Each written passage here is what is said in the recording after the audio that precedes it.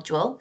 So this is actually the last national conference day of the academic year as well. So I'm sure you're kind of quite used to how this works now at this stage, and we all appreciate that it's quite a hot one today. And I suppose being on a screen isn't probably what you choose to do in this weather. So hopefully, maybe keep hydrated throughout the sessions today, and hopefully it'll be a really interesting one for you today.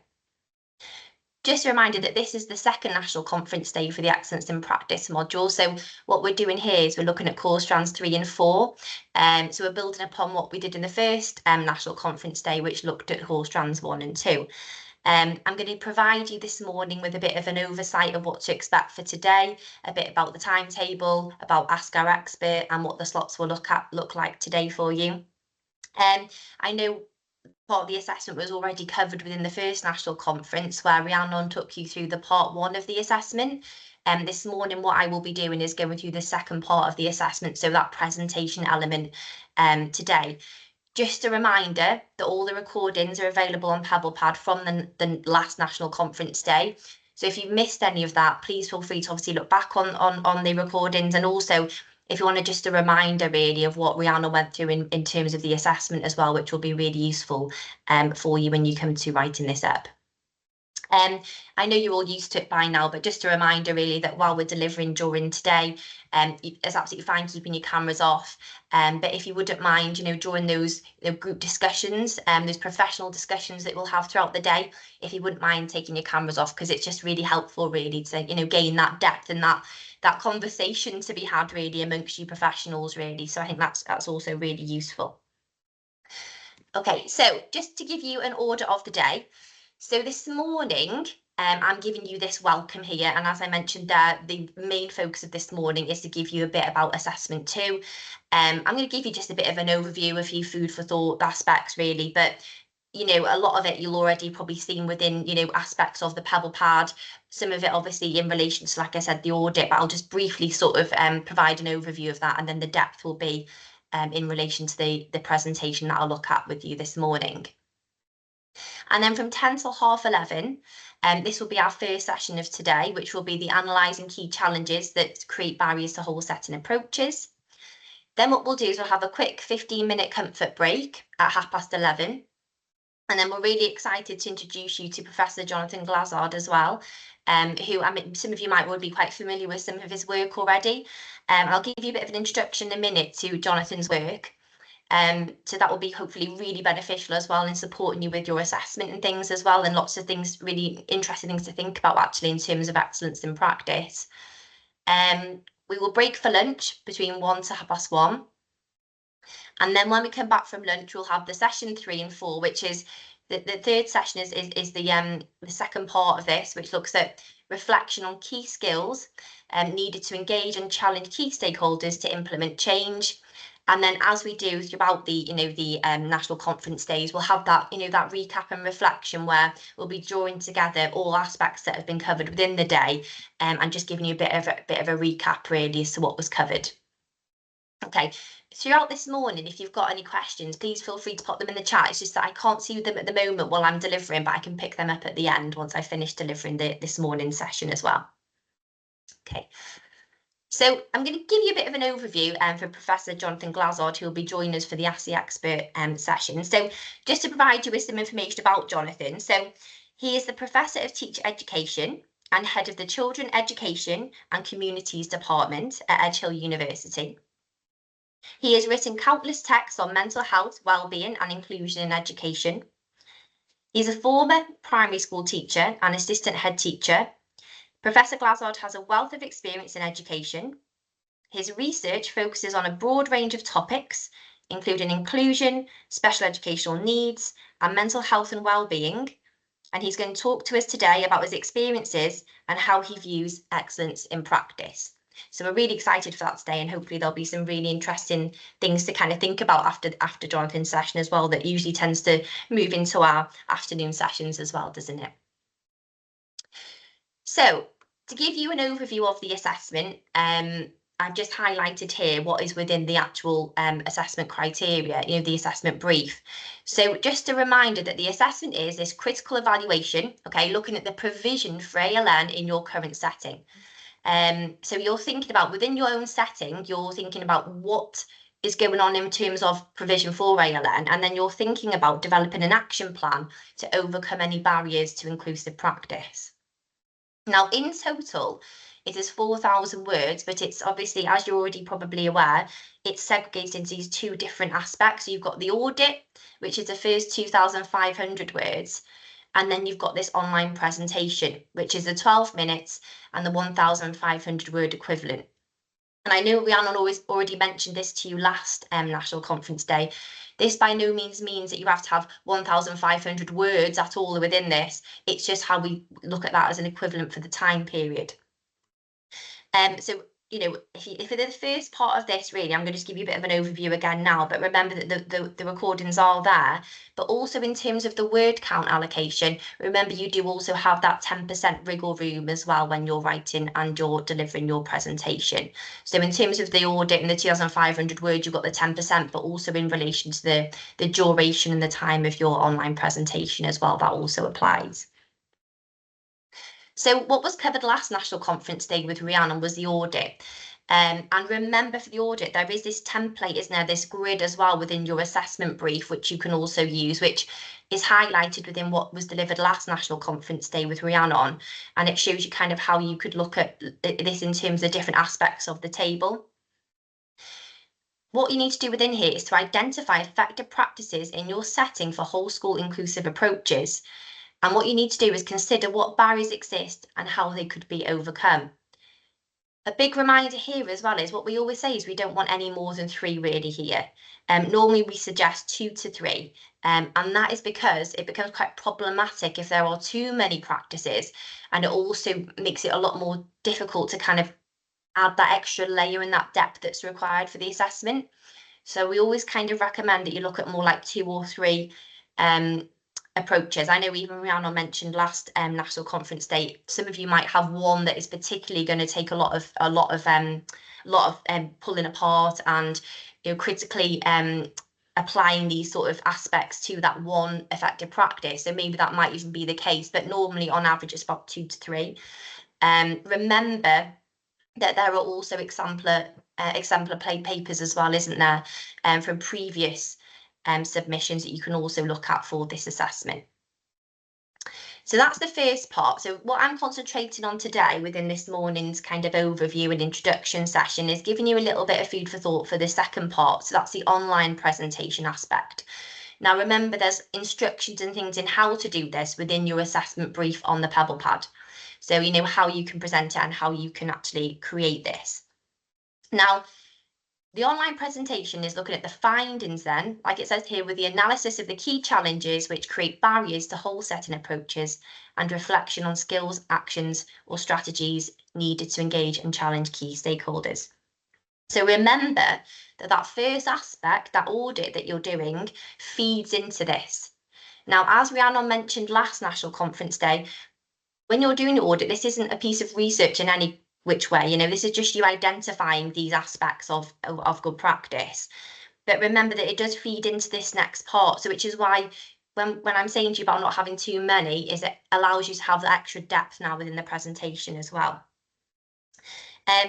So within here really is thinking about how you could overcome, and you're also thinking about the literature, think about what's on the Pebble Pad, what you've read, thinking about what you've read and how that could link to some of these challenges that arise, and think about, you know, the conversations that you're having in your professional discussions, what's been covered within the National Conference Days as well.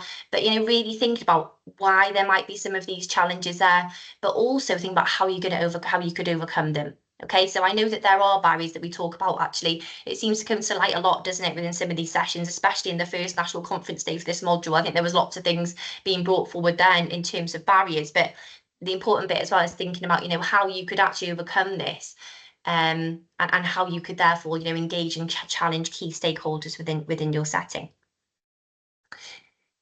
So just remember that the guidance is there. So the part 2, and again, this is taken from your assessment brief, isn't it? So this is all within there, and I've just taken a bit here just to provide you with a little bit more detail. But this part here, this presentation, so we've put here what we want you to include. So you'll need a bit of a general overview, okay, from the audit. So, you know, that part one part, what you need to do is to provide a little bit of an overview to begin with. So we need to kind of have a little bit of narrative there.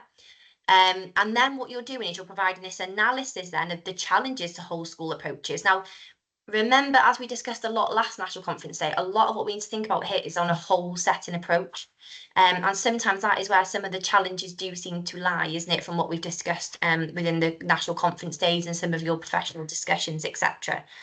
And then what you need to do then is you need to reflect on the skills, the actions and the challenges, etc., that needed to engage and challenge key stakeholders. Remember to reference, the legislation, literature and policy that you might use. So if you are making these links, it's really important to have your references within there. So we would expect within this presentation, although it's not obviously a written piece, there still needs to be that support, that you are making sure that you're supporting any context that you're providing and any sort of ideas that you are suggesting within there. Now, what we do suggest is you should use between about 4 to 8 slides. So this is a guide that you need to, obviously stick by, but it does not include the title slide and then the referencing slides at the end. So just remember the 4 to 8 slide is there so that I'll go through in a minute about how you sort of present your slides and how they need to look. And the importance of not overloading them, but that is a guide that you need to be making sure that you stick by because this is within the assessment brief as well. Okay, so that's a bit about the guidance. And again, like I said, this is all available on the Pebble Pad. More of a reminder for the marking criteria. So I've just popped this here really as a reminder really that, that this is separated into 2 parts, but also as you'll be able to see within your assessment marking criteria on the assessment brief that there's weightings within there. So just to give you an idea of how the learning outcomes, as you can see here on the right hand side of the table, how they align and how you're assessed against those aspects. So obviously remember there's the part 1, the part 2, and how they feed into your learning outcomes, but also remember that there's quite a heavy weighting as well in terms of your academic writing skills and referencing. So for that 20%, it's just really important that you are, you're supporting your ideas, you're presenting your literature correctly, and that you're using those references throughout your work as well. And also things like your writing skills. I'll go through a little bit more in a minute of what that looks like in terms of your presentation, but just a reminder really into how the marking system works as well, once you've submitted and we are assessing these for you. Okay, so I'm going to give you just a little bit of that. I've just put together here a few key points, and I really do apologise if you probably have already thought of all these key points, but I just thought it might be useful just as a little reminder really as to what we look at in terms of being kind of, a good presentation, and the sort of presentation skills that are part of this part of the assessment that we might be taking into consideration when we look at your submission. So I've just taken this from Gallo, but it just to give you a reminder really of kind of the fact that I suppose the first thing is that it needs to be understandable, your presentation. One thing I'd say is important is that, what you're looking at might be really quite complex. Okay, there's lots of complexity surrounding some of these things that you're looking at.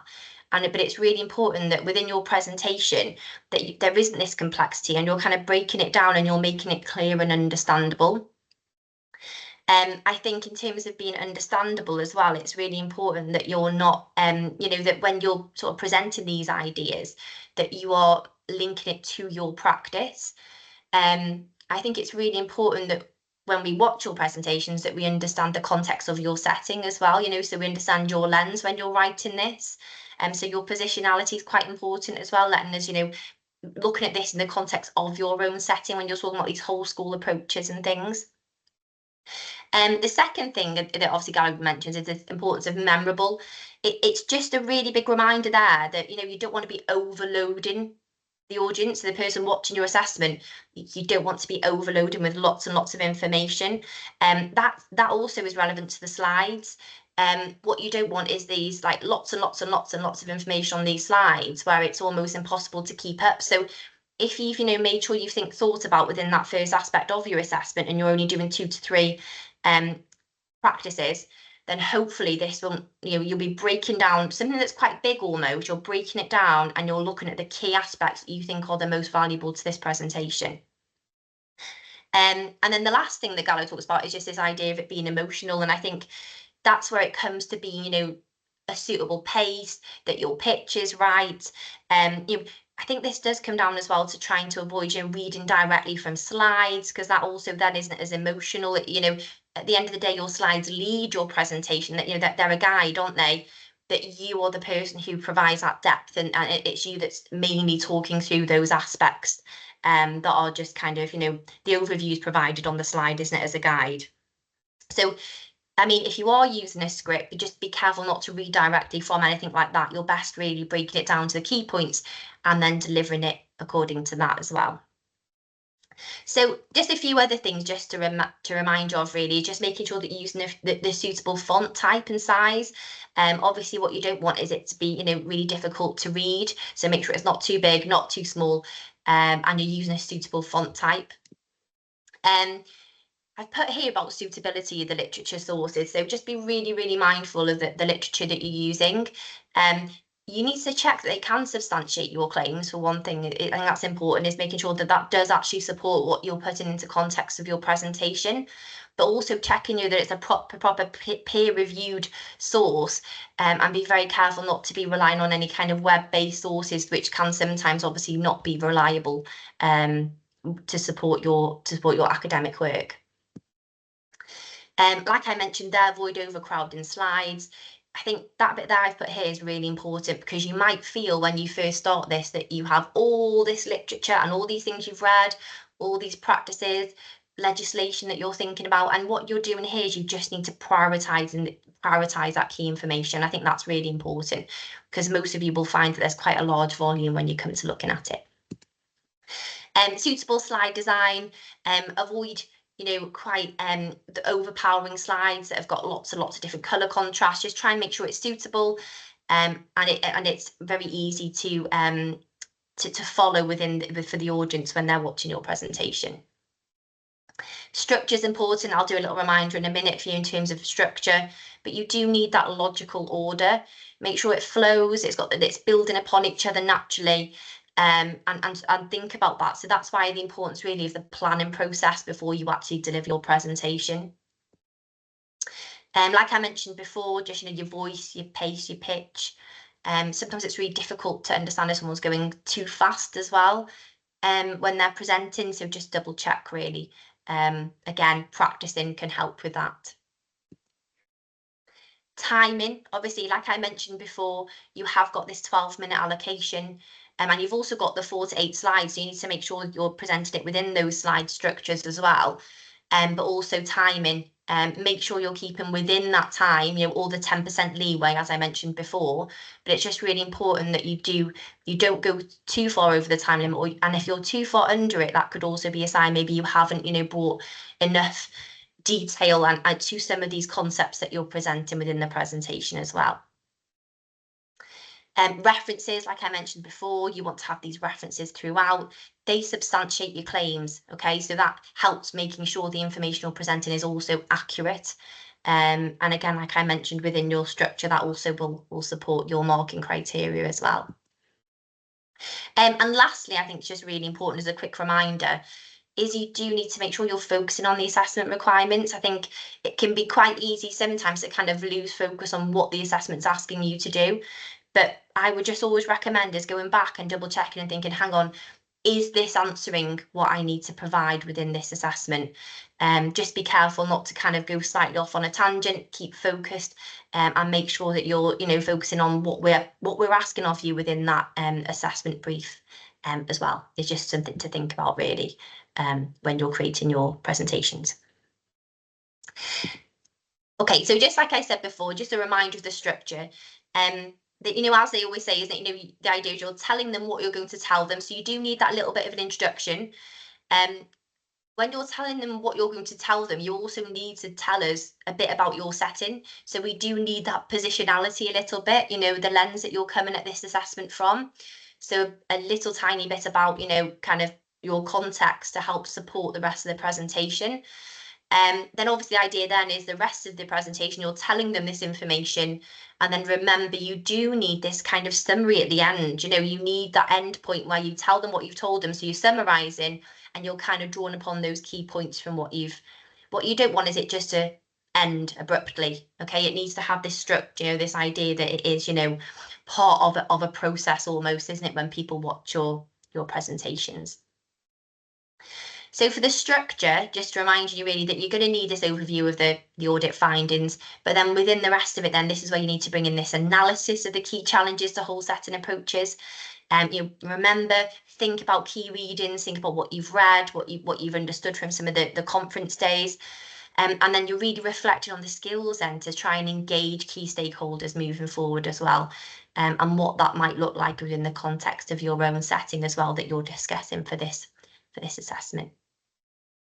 Okay, so hopefully that's been quite helpful as a bit of an overview really to get us started with your assessment. Has anyone got any questions? So I'm just going to stop sharing my screen so I can see anything in the chat as well while we're going through. Does anyone have any questions?